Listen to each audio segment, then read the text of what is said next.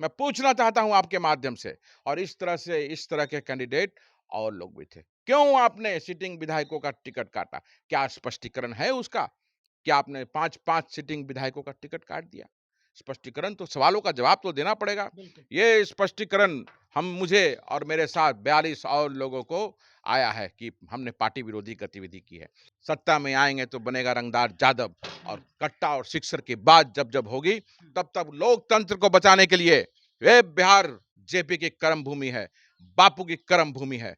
लोकतंत्र बचाने के लिए हर बिहारी खड़ा हो जाएगा। लेकिन आप आरक्षण का दायरा नहीं बढ़ाएंगे और मल्लाह जाति को शामिल कराने की बात करते हैं आप, तो आप दुश्मन हैं अनुसूचित जाति के, कि हमारे हक को आप मानने का काम कीजिएगा।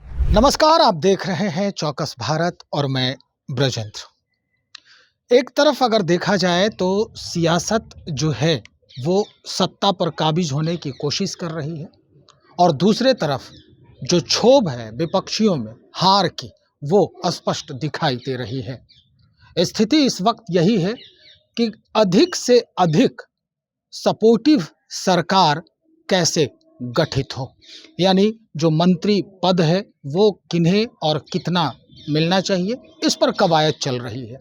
लेकिन अगर हार के जो कारण है उसकी जानकारी लें विपक्षियों की, तो वहाँ समीक्षा बैठक भी हो गए, और समीक्षा बैठक के बाद अब आत्ममंथन भी चल रहा है। अपने ही घर में कौन विभीषण है, इसको भी खोजा जा रहा है।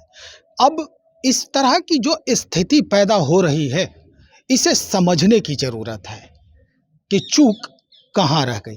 तो शुरुआत करते हैं हम कांग्रेस से, जो कांग्रेस कमेटी है बिहार प्रदेश की, और वहाँ के जो नेता हैं आदित्य पासवान, इन्हीं से हम आज मुखातिब हैं, और इन्हीं से कुछ सवालात हैं जिसे हम आज साझा करेंगे, और उसके बाद कोशिश होगी ये समझने की कि आखिर जो ये हार मुकम्मल हुआ है वो वजह क्या है।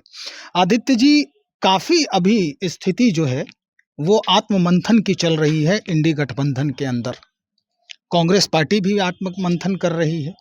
कांग्रेस पार्टी में अब अपने अंदर जो घुसे हुए, अपने घर के अंदर जो विभीषण है उनको चुना जा रहा है। उसमें एक नाम आपका भी आ रहा है कि आपने चुनाव के दौरान अपने ही पार्टी की छवि धूमिल करने की कोशिश की है। ये पूरा माजरा क्या है? देखिए, भारत को आजाद हुए जी। काफी वर्ष हो गए। 1947 में हमारा देश आजाद हुआ। हम्म। अब बाबा साहब भीमराव अंबेडकर ने हम्म। संविधान के माध्यम से अभिव्यक्ति की आजादी दी। लोकतंत्र की खूबसूरती यही है कि आप अपनी आवाज सच के लिए बुलंद कीजिए। पार्टी के खिलाफ कोई पार्ट मैं आ रहा हूं उस पे। पार्टी के खिलाफ तो तब होंगे ना जब पार्टी सही लोगों को सामने रखेगी।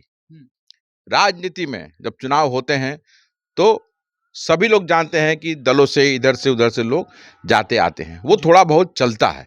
सच्चाई यही है, उसको छुपाने का प्रयास मैं नहीं करूंगा, और ये होता आया है।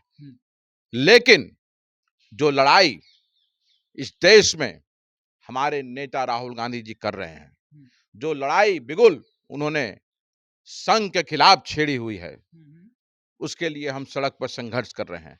और जब उसी संघ से, उसी भारतीय जनता पार्टी से लोगों को ला करके अगर आप चुनाव में अपने कार्यकर्ताओं की राजनीतिक हत्या करेंगे, तो स्वाभाविक है कि विरोध आदित्य पासवान क्या, हर एक व्यक्ति जो कांग्रेस से जुड़ा हुआ सच्चा कांग्रेसी है वो विरोध करेगा। और असली जयचंद और असली विभीषण यही प्रदेश अध्यक्ष राजेश राम, शकील खान, बिहार का प्रभारी कृष्णा लवरू और बाकी सारे सह प्रभारी, और पप्पू यादव है। इन्हीं लोगों ने बिहार में बिहार कांग्रेस की अस्मिता के साथ खिलवाड़ किया, और ये शर्मनाक हार आज हुई है। मैं पूछना चाहता हूं आपके माध्यम से कि कौन है नौतन में अमित गिरी, जिसको विधानसभा का प्रत्याशी बनाया गया? क्या वो संघ का सक्रिय सदस्य और भारतीय जनता पार्टी का चेहरा नहीं था? कौन है इंद्रदीप चंद्रवंशी? क्या वो संघ का चेहरा नहीं था कुम्हरार में, जिसे कुम्हरार से प्रत्याशी बनाया गया? क्या वो भारतीय जनता पार्टी का सक्रिय सदस्य नहीं है? कौन है सरिता पासवान? क्या वो लोजपा की नेत्री नहीं थी, जिसको आखिरी मोमेंट में, आखिरी समय में एक दिन पहले ज्वाइन करा करके एक सुरक्षित सीट से भोला पासवान शास्त्री जी की कर्म भूमि से चुनाव लड़ाने का काम इसी शकील खान और पप्पू यादव और देवेंद्र यादव ने किया। कौन है बनमनखी का व्यक्ति, भाजपा का पूर्व विधायक जो जाप ज्वाइन कर लिया था, उसके बाद राष्ट्रीय जनता दल ज्वाइन किया था और सारे दलों से घूमते हुए एक दिन पहले उसको भी ज्वाइन करा करके टिकट दिया गया। तो इस तरह से पूरे बिहार में सर्वे टीम का सदस्य, डेटा एनालिटिक्स पे काम करने वाला डेटा ऑपरेटर को यहां पटना साहिब से प्रत्याशी बनाया गया।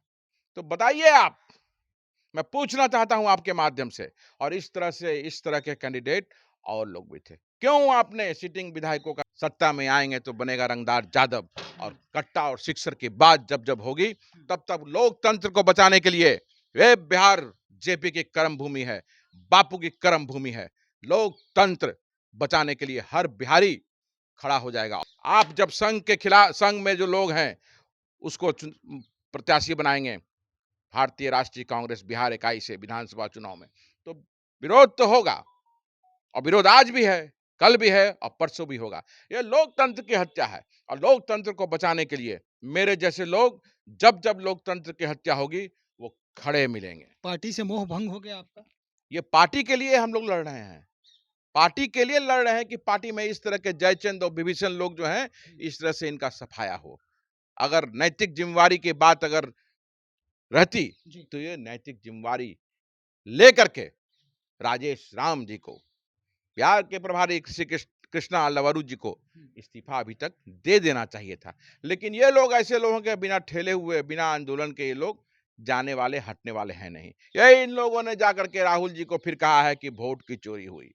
बिहार में जब जब अराजकता फैलेगी, जब जब अराजकता फैलाने की बात आएगी, गुंडा तत्व जब जब सिस्टम में एक्टिवेटेड होगा, जब जब कहेगा कि सत्ता में आएंगे तो बनेगा रंगदार यादव और कट्टा और सिक्सर की बात जब जब होगी तब तब लोकतंत्र को बचाने के लिए, वे बिहार जेपी की कर्म भूमि है, बापू की कर्म भूमि है, लोकतंत्र बचाने के लिए हर बिहारी खड़ा हो जाएगा। और इसीलिए ये गुंडा तत्व के अगेंस्ट में बिहार ने वोट किया है और बिहार ने जबरदस्त तरीके से वोट किया है, इसीलिए थंपिंग मेजॉरिटी एनडीए को आएगी। मैं कहना चाहता हूं आपके माध्यम से ब्रजेंद्र भाई कि भारतीय राष्ट्रीय कांग्रेस बिहार इकाई को फिर से पुनर्जीवित करना है तो राष्ट्रीय जनता दल से अलग होना पड़ेगा, और साथ में जो समाजवादी पार्टियां जो और हैं, जो सेकुलर पार्टियां और हैं, उन लोगों को साथ लेकर के बिहार के सामने जाकर के और बिहार के लोगों को प्रणाम और नतमस्तक बिहार के सामने होना पड़ेगा और कहना पड़ेगा कि हम आपकी सेवा करने के लिए आए हैं और बिहार का कायाकल्प हम बदल सकते हैं। और ये माहौल बना था, और ये माहौल बना था, राहुल जी ने ये माहौल बनाया था, ये मेहनत किया था, उस माहौल को इन्होंने बेच दिया, उस माहौल को इन लोगों ने बेचने का काम किया है। उस समय तो माहौल ये बन गया था कि भाई जितना जल्दी हो सके मुख्यमंत्री का चेहरा आप लोग जो है क्लियर कीजिए, और बाकायदा जो है प्रेस कॉन्फ्रेंस करने के बाद ये क्लियर हुआ था। और राजस्थान के जो मंत्री थे, मुख्यमंत्री, पूर्व मुख्यमंत्री, वो आए और उन्होंने अनाउंस कर दिया था। वीरेंद्र भाई, बिहार का मुख्यमंत्री वही हो सकता है जिसके पास क्लियर विजन हो, जो दुनिया की जानकारी रखता हो। जो तेजस्वी के पास क्लियर विजन है। मैं बिहार के मुख्यमंत्री कौन हो सकता है उसके बारे में बात कर रहा हूं कि जो व्यक्ति वेल रेड हो, जिसका विजन क्लियर हो बिहार के लिए, जो जियो पॉलिटिक्स, भारत की पॉलिटिक्स सबके बारे में पुख्ता जानकारी रखता हो, जो जमीन से जुड़ा हुआ हो, वो बिहार का मुख्यमंत्री बन सकता है। और उसके बाद इन्होंने क्या किया, 2% वाले व्यक्ति को डिप्टी सीएम घोषणा किया। ये कौन है? मुकेश सहनी। ये वही है जो कहता है कि मल्लाह को अति पिछड़ा में होने के बावजूद अनुसूचित जाति में मल्लाह को शामिल करने की बात करता है।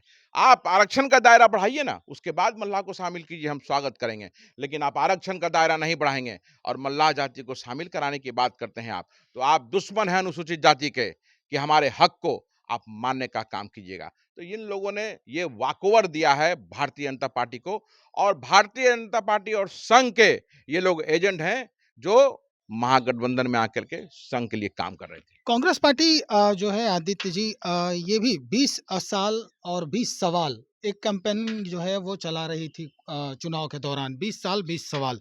लेकिन स्थिति ये आ गई कि आपके फेल्योरिटी के 10 साल और 20 बहाने जो है वो लगातार देखे गए। तो अब इस पर आपको क्या कहना है? नहीं देखिए, आपको तो मैंने कहा ना आपको ना कि आपको अपनी चीज़ों में क्लियर रहना पड़ेगा। बिहार के लोग बहुत स्मार्ट हैं, उड़ती चिड़िया के पर गिनना जानते हैं। हुँ, आप ऐसे ही कोई घोषणा कर देंगे तो उसको लोग नहीं मानेंगे और वही हुआ। और वही हुआ, ये आत्मघाती साबित हो रहा है हुँ, ऐसे दल के साथ जाना हुँ। जिसका विजन क्लियर नहीं है और जो बात करती है कि हम नौकरी देंगे, लेकिन नौकरी कैसे देंगे उसके बारे में क्लैरिटी नहीं दी जाती है। कन्हैया जैसे युवा नेता ने भी युवाओं को रुझाने में कामयाब नहीं हो पाए। अब तो अब मैं वही कह रहा हूँ ना कि अब कन्हैया जैसे नेता अ, नहीं कर पाए तो कन्हैया जवाब दे पाएंगे इसका कि बिहार कन्हैया को क्यों अभी तक एक्सेप्ट नहीं कर रहा है। बिहार में नहीं, उन्होंने कुछ तो रहा होगा ना अंदर ही अंदर, कुछ तो चल रहा होगा चूँकि आप घर के हैं, कांग्रेस पार्टी से हैं, तो आपको तो ये पहलू ये इस पहलू पर भी नज़र गया होगा। नहीं देखिए, अब कन्हैया इसमें बहुत बड़ा फैक्टर है नहीं। हुँ, जब बिहार की बात आती है तो कन्हैया उसमें फैक्टर नहीं होते हैं। कन्हैया क्यों जी वो बिहार से नहीं है? बिहार से हैं, लेकिन अब चुनाव के समय खाली आइएगा तो कौन पूछेगा आपको? अच्छा, फैक्टर ये है। दिक्कत ये है ना, हुँ, आपको अगर बिहार में राजनीति करनी है, बिहार के लिए राजनीति करनी है, बिहारियों के लिए राजनीति करनी है और बिहारियत की बात करनी है, हुँ, तो आपको बिहार के में रह करके बिहारियों के बीच में रह करके संघर्ष करना पड़ेगा उनके लिए। हुँ। आप यदा-कदा दिखेंगे तो लोग आप समझ सकते हैं। आरजेडी की जो भूमिका रही, हुँ। टिकट बँटवारे में या फिर अपने प्रत्याशी को खड़ा करने में, तो कहीं-कहीं ये देखा गया कि कांग्रेस का भी प्रत्याशी वहाँ से खड़ा है, जहाँ से आरजेडी का प्रत्याशी खड़ा है। तो ये भी एक मूल कारण हो सकता है। भाई देखिए, कोऑर्डिनेशन कमेटी के अध्यक्ष तेजस्वी यादव जी थे। तो तेजस्वी यादव जी बिहार के प्रभारी श्री कृष्णा अल्लवारू, राजेश राम अध्यक्ष बिहार कांग्रेस, हुँ, शकील खान और तथाकथित राष्ट्रीय जनता दल के स्वघोषित चाणक्य संजय यादव, हुँ, इन लोगों का धर्म था हुँ, कि ये फ्रेंडली फाइट नाम की चीज़ जो चल रही थी, इसको रोकना था। इसको रोकना चाहिए था। जी। आप कैसे और क्यों? क्या राजनीति में अगर चुनाव के मैदान में कोई है तो फ्रेंडली फाइट होता है क्या? ये तो फाइट मतलब फाइट। महागठबंधन धर्म के ऊपर ये अब चीज़ें तो हैं। आप स्पष्टीकरण हम लोग से पूछ रहे हैं जो सही बात उठा रहे हैं। हुँ, आपने क्या तेजस्वी यादव जी पर राजेश राम जी स्पष्टीकरण बोलेंगे पूछेंगे क्या कि आपने क्यों अलाउ किया? क्यों अलाउ किया कि फ्रेंडली फाइट हो? क्या शकील खान और कृष्णा अल्लावरू जी संजय यादव से पूछेंगे क्या? क्या उसको उनको स्पष्टीकरण का लेटर देंगे क्या कि क्यों फ्रेंडली फाइट हुआ और क्यों जितनी सीटें थी उसको बर्बाद किया गया? मतलब मानते हैं आप आदित्य जी कि कांग्रेस पार्टी सरेंडर कर चुकी है आरजेडी के सामने? देखिए, गलत जब तक लोग सामने रहेंगे, हुँ, लड़ाई करने वाले जब तक नहीं रहेंगे, हुँ, जो सच्चाई के लिए अपनी बातों को मनवाएँ, चाहे वो कोई भी सामने हो, हुँ। तब तक ऐसी चीज़ें होती रहेंगी। मानते हैं आप? राजनीति में हुँ, अगर आप गठबंधन है आपका, तो गठबंधन में आप अपने आप को मजबूत कोई लड़ाई नहीं करना है। हुँ। अपनी बातों को सही तरीके से रखना है और वो तभी संभव होगा कि जब आपका बोलने वाला व्यक्ति उस तरीके का हो, चलिए, क्रांतिकारी हो। आखिरी सवाल हम आपसे कर रहे हैं। हुँ। सूत्रों के हवाले से ये भी खबर आ रही है कि कांग्रेस के जो विजेता प्रत्याशी हैं, यानी जो विधायक बन चुके हैं कांग्रेस पार्टी से, अब वो किसी और जो है और यानी किसी और पार्टी की तरफ मूव करने के फिराक में है। क्या इसमें सच्चाई क्या है?